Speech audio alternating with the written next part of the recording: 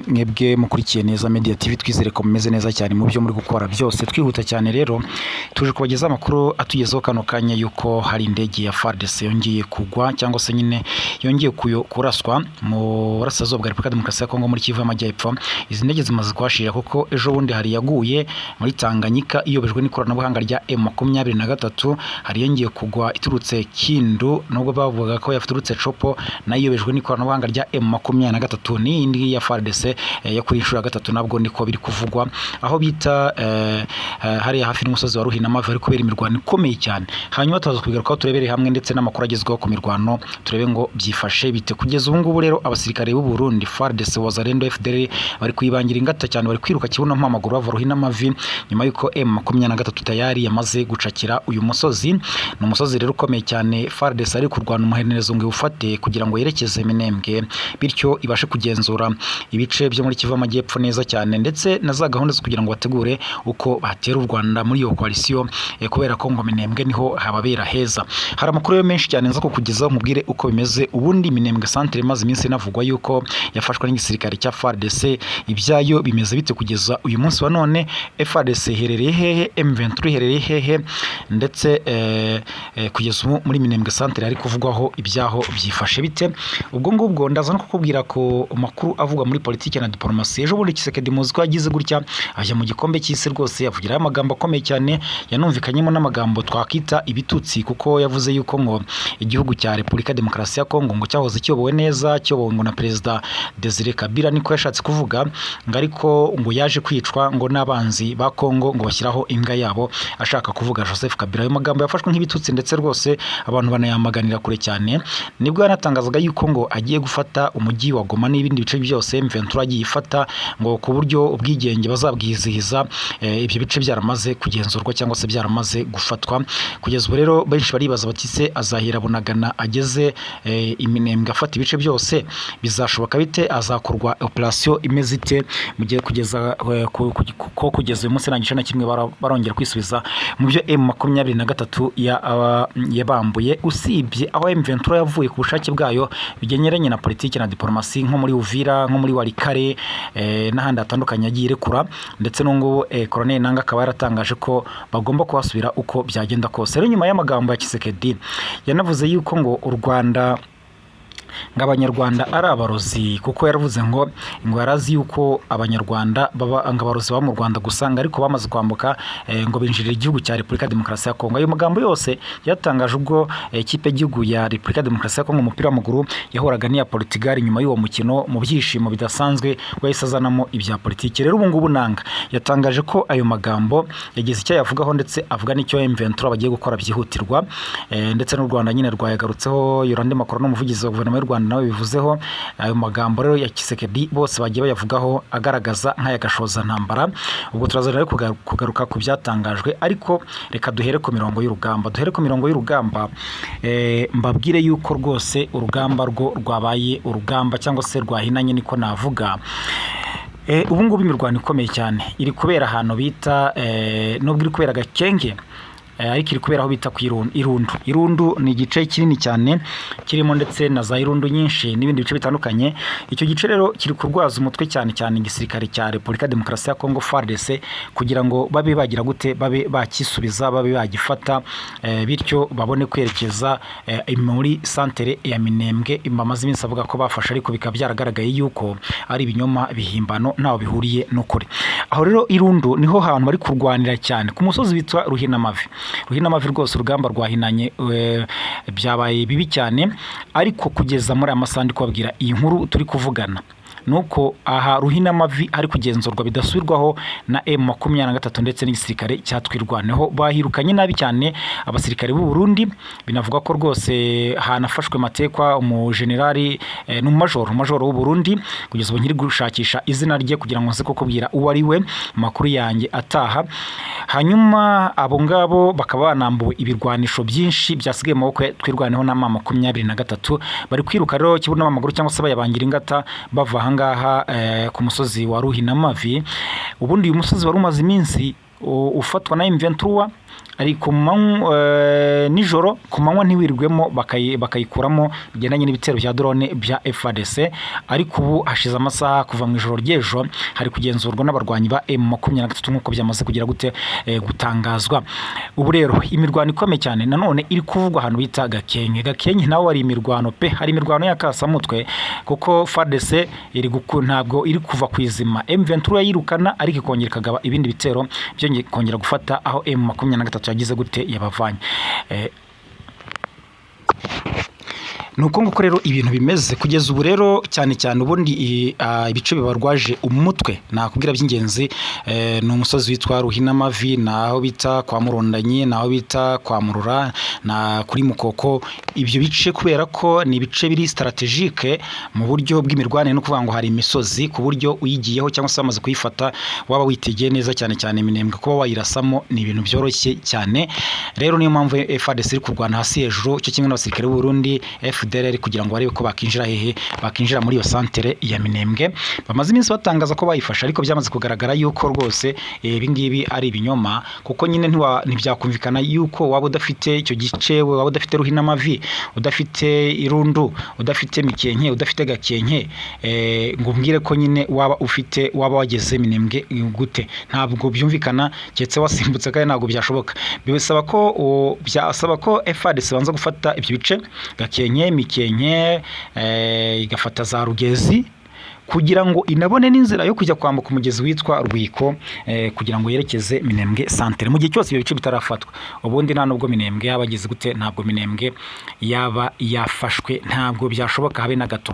Bivuze ko rero kugeza ubu ngubu rwose nabahano kuri kuzuye yuko Minembwe santere, ikibuga cy'indege, kaminuza, radio, isoko, ibice byose byo muri Minembwe santere biracyari kugenzurwa n'abarwanyi ba M23 ndetse natwirwaneho.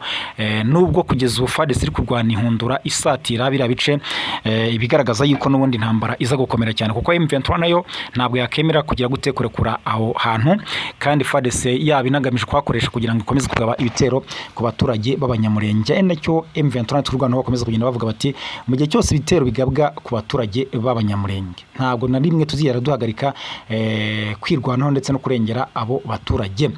Reka ahubwo twihute cyane hano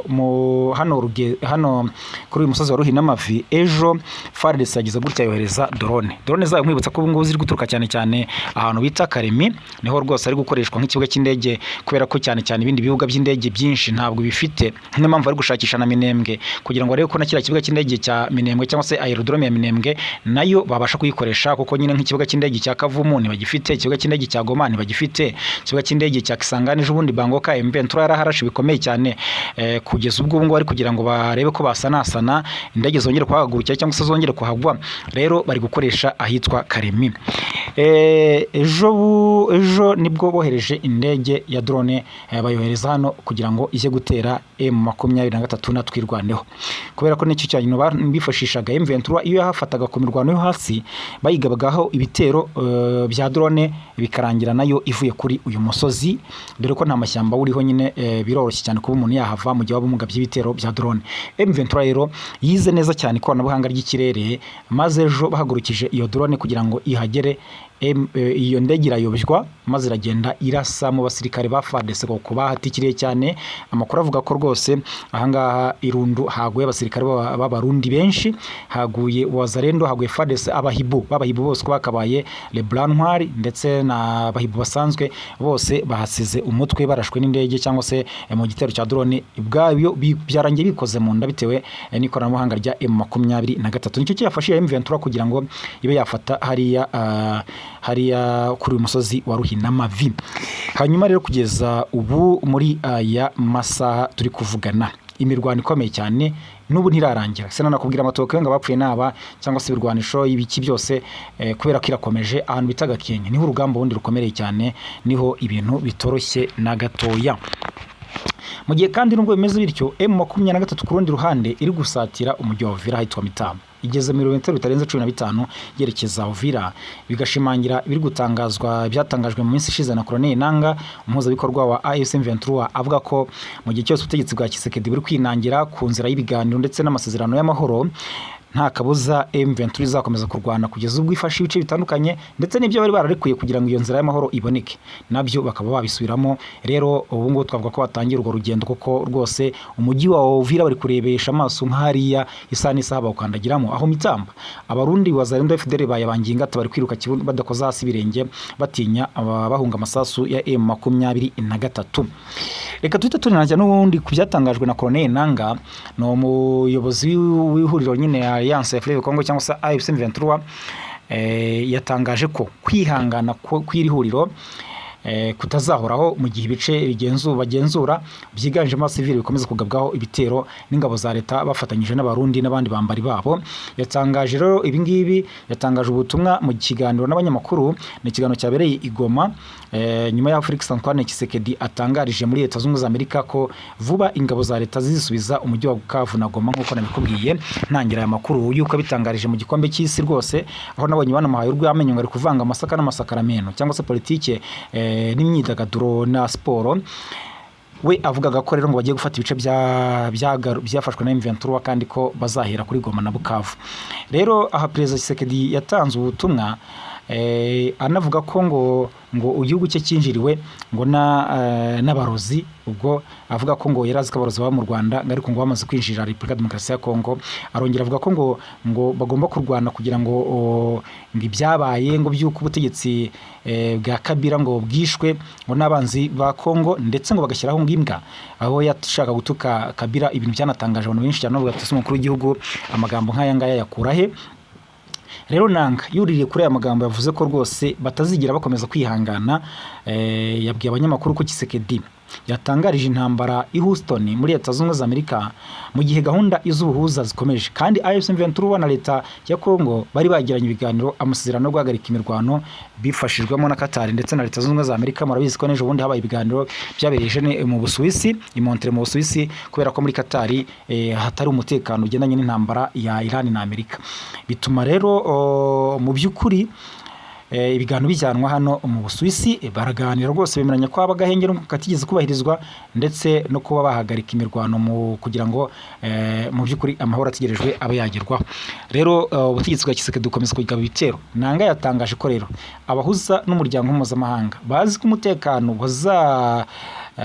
wazambuwe cyangwa se wasembuwe n'ibitero by'ingabo za leta muri Sazuba bwa Repubulika Demokarasi ya Kongo, cyane cyane muri komine ya Minembwe, ariko uko ntacyo ubikoraho kandi ko uko guceceka bituma ikibazo gikomera kurushaho.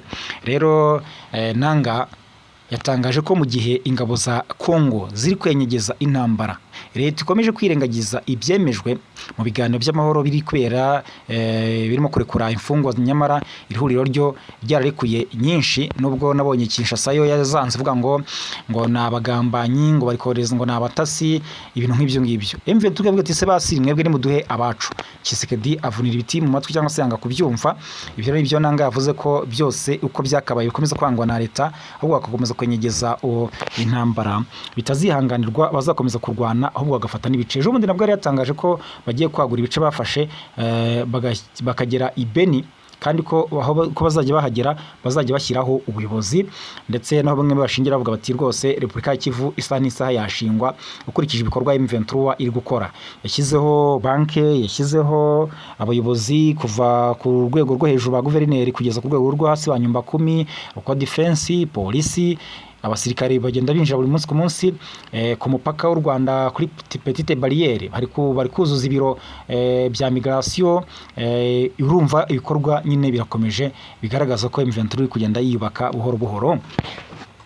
Mu gihe rero nanone mbere y'uko nsoza aya makuru mbabwira ko umuvugizi wa guverinoma y'u Rwanda Yolande Makoro yatangaje ko abanyafurika ejo bundi baraye mu byishimo by'uburyo ikipe y'igihugu ya Repubulika Demokarasi ya Kongo yahanganyije na Portugal. Ni ikintu cyiza cyane kuko ntabwo bisanzwe yuko ikipe yo muri aka karere ko Afurika y'Iburasirazuba yanganya n'ikipe ikomeye cyane nka Portugal irimo abantu nka ba Cristiano Ronaldo n'abandi batandukanye byamamare. Ntabwo bisanzwe. Rero ikipe yaragiye yo muri iki gikombe cy'isi ku nshuro ya kabiri kuko yagiherukaga mu myaka 52 ishize, abanyafurika bishimye rwose, ariko ngo Perezida Tshisekedi agahitamo guhererekesha ibi byishimo bitutsi no kuvuga ko yiteguye kujya kurasa Burasirazuba bw'igihugu cye. Ni byatangajwe na Yolande Makoro. Tshisekedi rero yanarebye umukino Tshisekedi yavuze ko bijyanye n'uko igihugu cyabo kiri mu ntambara, abakinnyi babo bakoze ibitangaza kuko hari abategerezaga ko bazagorwa n'abarimo rutahizamu Cristiano Ronaldo uri mu bakomeye ku isi, ariko ko bagaragaje ko bashobora kwihagararaho. Asobanura iby'iyi ntambara rero, Tshisekedi yavuze ko leta ya Kongo yatahuye abagambanyi bakorana n'ihuriro Alliance Fleuve Congo M23 rigenzura igice kinini cy'uburasirazuba bw'igihugu. Asobanura ko ngo yibwiraga ko baba mu Rwanda gusa, ariko ngo yasanze baracengeye n'i Kinshasa. Ati ntimuzemere kugambanira igihugu cyanyu, abarozi babaho, twategerezaga ko baba mu Rwanda gusa ariko baraducengeye. Yavuze ko rero nyuma y'ubutegetsi bwa Mobutu Sese Seko ku mwende wa Zabanga, Repubulika Demokarasi ya Kongo yabonye umuyobozi mwiza Laurent Desire Kabila, ariko ko nyuma abo yise abanzi binjiye mu gihugu cyabo bamukuraho, bashyiraho uwo yise imbwa, bayitoza ibyo bashaka. Uretse rero kwibasira Joseph Kabila, Tshisekedi yabwiye abanyekongo ko baba muri Amerika mu gihe cya vuba ngo bazisubiza umujyi wa Goma ndetse na Bukavu, ariko ibi ngibi abantu babyamaganiye kure bavuga bati se azakoresha izihe strategy kugira ngo mu gihe cya vuba abe yafashe umujyi wa Goma ndetse na Bukavu muri rusange. Hanyuma ikindi nakubwira muri aya makuru nuko muri ya ntambara ikomeje guhanganisha Irani na Leta Zunze Ubumwe za Amerika, rwose ibintu byakomeje kugenda biba bibi cyane, kuko ku munota wa nyuma Iran yanze iby'aya masezerano nubwo bari bamaze kuyasinya ku itariki 17 z'ukwezi kwa gatandatu 2026. Ibiganiro by'amahoro hagati ya Leta Zunze Ubumwe za Amerika na Iran byari biri kubera mu Busuwisi kuri uyu wa gatanu, byasubitswe by'igitaraganya. Ni icyemezo cyatangajwe na Minisiteri y'Ububanyi n'Amahanga y'Ubusuwisi, aho cyafashwe nyuma y'amasaha make White House cyangwa se Leta Zunze Ubumwe za Amerika batangaje ko Vice Perezida wa Amerika JD Vance atakitabiriye ibi biganiro. Ni ibiganiro byagombaga kubera ahazwi nka Bangkok. Intego y'ibiganiro kwari ukurebera hamwe uko impande zombi zatangira gushyira mu bikorwa ibikubiye mu masezerano aherutse gusinywa hagamijwe guhagarika intambara. Amerika yavuze ko urugendo rwa JD Vance rwasubitswe kubera ko kuri wa gatanu harateganyijwe umuhango wo gusinya kuri aya masezerano, ariko bikaba byarangiye asinywe na Perezida Trump ku itariki 17 Kamena 2026 ubwo yagiye mu nama ya G7 mu Faransa.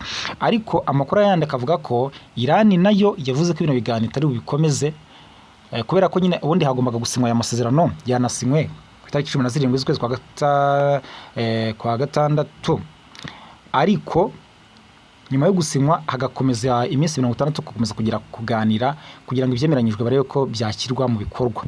Rero Iran yavuze ko bitashoboka mu gihe cyose Lebanon ikomeje kugabwaho ibitero, kandi Lebanon irimo umutwe wa Hezbollah bafatanya, kuko Iran yavuga ko ibi ngibi guhungabanya umutekano w'akarere, bityo ko rero utashaka amahoro mu gihe ukomeje kuyabangamira.